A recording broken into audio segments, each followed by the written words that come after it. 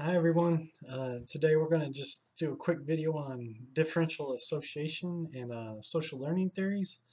The two theories really they're micro level theories, so it's at the individual level, as opposed to like social disorganization, which looks at neighborhoods, or enemy theory, which looks at which can look at societies. So it's more aggregate. It's a macro level. So social learning theory is looking at the process of learning, right? In differential association theory, it was the forefront to Akers' social learning theory. So we're going to cover both today and talk real quickly about Sykes and Matza's techniques of neutralization. It's a process of a way that individuals can rationalize the behavior that they're doing, the illicit behavior that they're doing to some degree. So let's get it going. So Sutherland's differential association theory. So Sutherland, he's associated with the Chicago School, and we've talked about the Chicago School and how uh, specifically with social disorganization and the theory of social disorganization. So in Chicago, how it rapidly grew and changed in the late 1800s from like just a few thousand to a couple million within a few decades time frame, right? And then in the 1920s, you see Parks and Burgess and these individuals coming up with the idea of neighborhoods being associated with crime, and these are causes, the ecology of crime. But Sutherland, he came out a little bit later with in the 1940s with a differential association theory. He said, well, just as easily as neighborhoods might be the influence of crime, individuals within those neighborhoods can just go outside and see that crime's going on and learn that process and learn how to be a criminal essentially. So he said that is what you perhaps need to look at. And really he's looking at trying to explain the process of learning crime. So and he's saying that just the same way you can learn conforming behaviors or normative behaviors within society, you can learn other behaviors essentially. So it's kind of a shift in the paradigm, and it's bringing it back away from the positivist paradigm to more of the classical, right? People are responsible, they're calculated, they're rational, they know what they're doing. So he argued that learning occurs through a process. People turn to crime when there's an excess of attitudes favorable towards law breaking. So when you're around in a situation or around a lot of folks that are getting benefiting or from your perception from crime through the commission of crime, then perhaps it's not as difficult for one to resort to those methods. So within his differential association theory, his original, he developed 9 principles, right? 9 different propositions, and he really lays it out. I'm not going to read these out to you, but so if you look at it, criminal behaviors learned through the interactions with other persons in the process of communication. And really, he just lays it out step by step by step. And there's 9 of them. So do Google search. You can find these anywhere, right? Or you can pause the video here and write them down and read through them if you want to. But in some regard, you want to focus on principles number 6 and 7 here. So, because these are really essentially what's extended into social learning theory, the Akers perspective. So a person becomes delinquent because of excess of definitions favorable to violations of law over definitions unfavorable to violation of law. So essentially that when you see people profiting from breaking the law constantly as opposed to being punished for it, and you see the benefits that are being achieved through that, then it becomes more likely that one will resort to that. So that's what differential association is, okay? And these are the fundamental concepts associated with it. So and he really talks about the frequency, duration, priority, and intensity in differential association. So if you think of differential association, the notion of differential is just different, a different association, and different being not normal, not conducive to societal norms, not um, acceptable to societal standards to some degree, right? That's kind of like a subculture outside the culture that's kind of disregarded to some degree. So these factors play a role also specifically within social learning theory. So to some degree, Sutherland's more looking at the law, the process itself. But Burgess and Akers, along with Akers, he really advanced Sutherland's work. And they're not competing theories. Akers really took initially there were a lot of arguments that Sutherland's work is difficult, extremely difficult, if not impossible to assess and test adequately, but Akers kind of advanced it into four different concepts or four different propositions, four main propositions associated with social learning theory. So if you talk about social learning theories, if anybody's got a psychology background to some degree, or if you take any courses within psychology, you're going to really look at Bandura and his idea of social learning, all right, in his social learning theory.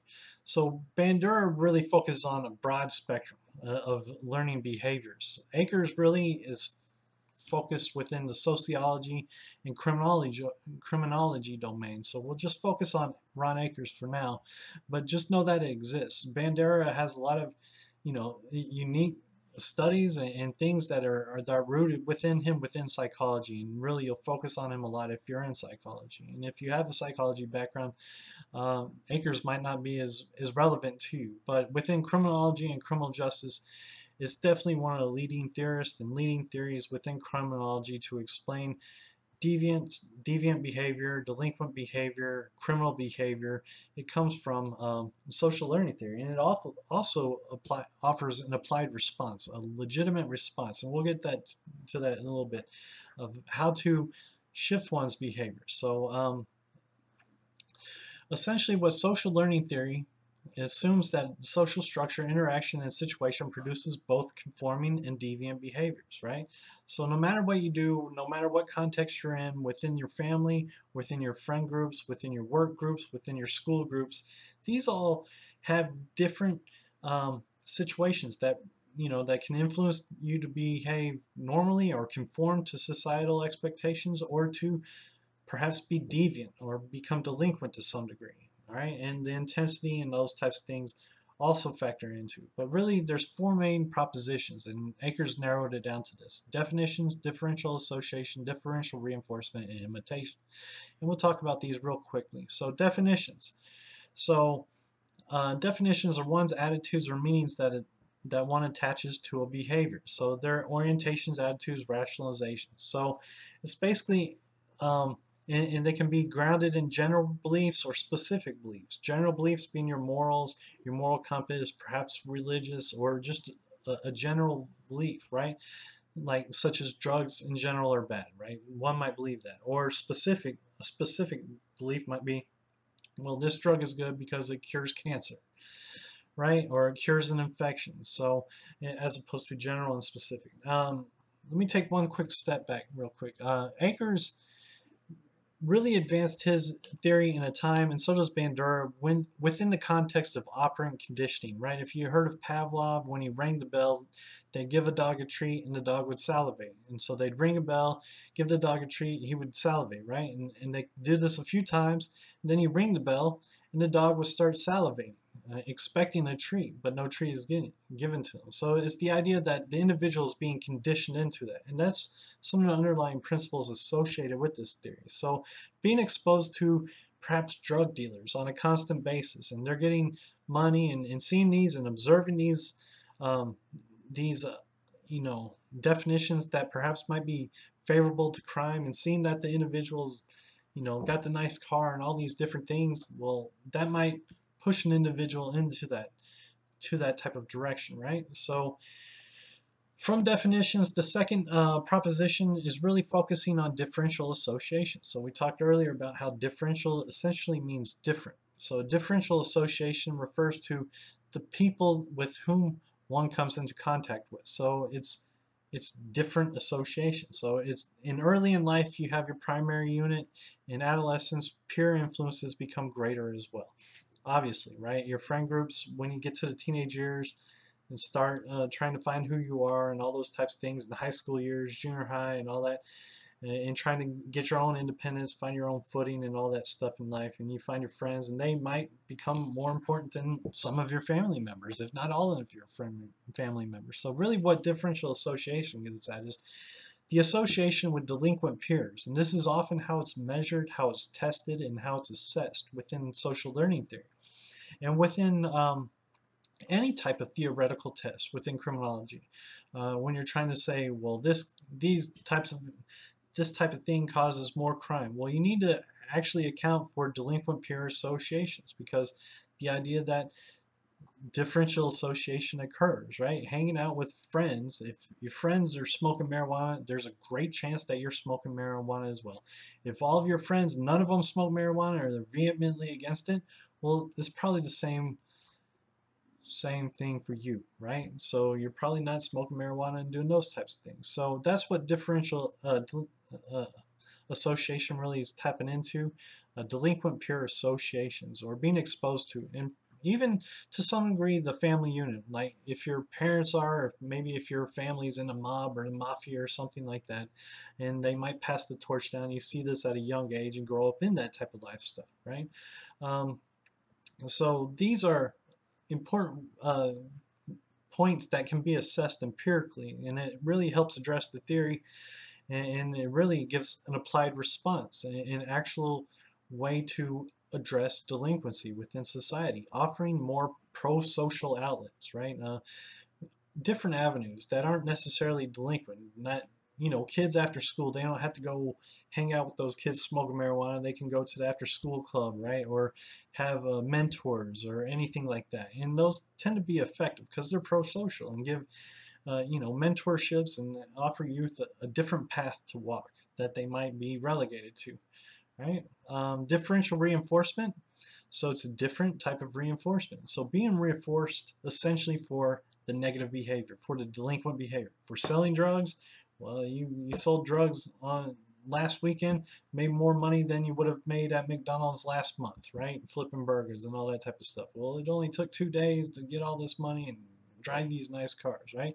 You get reinforced for that behavior, it's more likely you're going to continue to do that behavior. So it refers to the balance of anticipated or actual rewards and punishment that follow or are consequences of behavior. So really the type of punishment in the actual rewards and the anticipated rewards that can occur from any type of behavior, especially if it's different type of behavior, uh, will really influence the decision to partake in that behavior. And then it becomes conditioned, right? So if you're continually being reinforced for this negative behavior, I walked in the store, stole some candy, did it again, stole some candy. Next time, well, you're constantly being reinforced for that. The individual might continue to do that and take it to the next step and take it a step further. Go steal a car next time and steal a whatever, right? And so go rob a bank because they've been continually going through that process, being reinforced, and then see the actual rewards versus the punishment, because a lot of those crimes do go unpunished for a variety of reasons. But that's kind of the third proposition associated with it. And the final proposition is imitation, associated with social learning theory. So it refers to the engagement in behavior after observation of similar behaviors and other. So really, Akers has noted before that imitation is where a lot of delinquent behaviors first occur. So if you got a cousin or an older brother or sister or whatever, there's cool kids, right, that are in a few grades higher, and they're out there smoking weed at the park, or spray painting something or breaking into cars. Well, then that youth might go ahead and imitate that behavior because they see the other kids doing it. So, and that might be their starting point into a delinquent and criminal lifestyle. So that being said, these things can be tested a lot. If we take it back to, there's a lot of things I have skimmed over and I've glossed over, and that's really what this video is about. It's just glossing over social learning theory and differential association theory to some degree. But this can be kind of difficult to assess because the chicken come before the egg, or the egg before the chicken, all those types of things. Do I start smoking marijuana before I hang out with other people who smoke marijuana, or do I see those people smoking marijuana and then want to hang out with them and then I start smoking? So that's kind of a question, but a lot of this stuff's been tested and analyzed through longitudinal data sets, through time ordering, right? So if you analyze a kid every year, these National Youth Survey, the National Longitudinal Surveys of Youth, if you catch them in 6th grade, ask them if they smoke marijuana, ask them if they hang out with delinquent peers. In 7th grade, ask them if they're smoking it. 8th, and then you figure out kind of the process. You can see these things in surveys, and there's lots of good data and lots of good applied responses. So Akers and Jensen, I think it was in 2011, they wrote social learning theory is one of the most tried and tested theories in criminology, and it offers one of the most policy-based effective types of responsive. And really, when you hear of cognitive behavioral therapy, CBT, and those types of things, programs that really address it and offering pro-social outlets and things like that, they're rooted to some degree in social learning theory, whether it be Akers or Bandura's social learning theories. But they tend to be much more effective than deterrence-based practices and other types of practices in reducing delinquency and delinquent behavior. They tend to observe significant effects and be highly productive. So that's kind of social learning theory in a nutshell. And the big four propositions y'all should be aware of, and those things can be tested independently and isolated. And it really derives from Sutherland. So I'm just going to talk real quickly about the techniques of neutralization. This can be consistent with subculture theories, subcultural theories, but it becomes relevant to some degree because the question comes, how do individuals go about their daily lives? And because not everybody wears one hat, right? If there's a criminal, you're not always criminal, right? Or if you're delinquent, you're not always delinquent, right? You get caught up in some incidences or some context where you are, or you have to be, or you believe you need to be. But you know, people go to jobs, people go to work, people go back to their families, they have grandmas, they have brothers and sisters, and all these types of things. So the question Sykes and Matza were attempting to address was, well, how do people rationalize these behaviors, these negative behaviors? They're going out and robbing and breaking into people's homes and stealing cars and all these other types of things that are going on. So they developed this idea of the techniques of neutralization, the 5 ways to deal with these. So people justify their acts. It allows you to partake in deviant behavior while maintaining a self-image as a conformist. So it's really more subcultural. It's kind of loosely, very loosely tied to the learning theories, but it's relevant to note at this point in time. So they say the denial of responsibility really, it wasn't me, it's not my fault, the devil made me do it, any type of excuse in the world. That's one way an individual can justify their behavior. Denial of injury, we're just smoking weed, it didn't hurt nobody, or selling some drugs, it's not a big deal, nobody's getting hurt. Denial of a victim. um, we robbed the bank, we didn't rob any people, we just stole money out of there. We robbed the car dealership, we burned down the car dealership, or whatever, right? They got insurance, there's no victim there, they have insurance, there's all this, that, and the other. So condemnation of the condemner, like, who are you to judge? You were probably out there smoking weed, you're out there selling, right? Appeal to higher loyalties. So this is really specific to delinquent youth and like gangs and those types of things. When it goes from the primary, when youth stop looking so much as their parents, and go through the teenage years and start looking to different groups, perhaps gangs and all these types of things. These are higher loyalties than certainly obeying the law, right? Well, my friends got shot, so we had to go shoot them back, right? Or these types of things. So you appeal to your higher loyalties. So those are the 3 theories in a nutshell.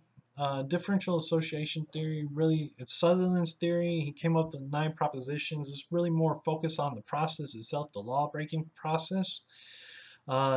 Social learning theory, Akers' perspective, really gets into operate conditioning, right? The underlying mechanisms that exist, right? Because how it's done, how it's reinforced, how you're exposed to these definitions favorable, how you associate with people who are likely to be involved in that type of stuff, and then how it's reinforced in the imitation of those behaviors. And techniques of neutralization, which it's really a stretch to attach it to social learning theory, but I'm just introducing it now. But it's really just a way of justifying those types of behaviors. So you have a good picture of it all. But there's been a lot of work and a lot of applied policy responses in social learning theory when programming, addressing delinquent youth or deviant youth within society is rooted in the principles of social learning theory, or takes those principles into account.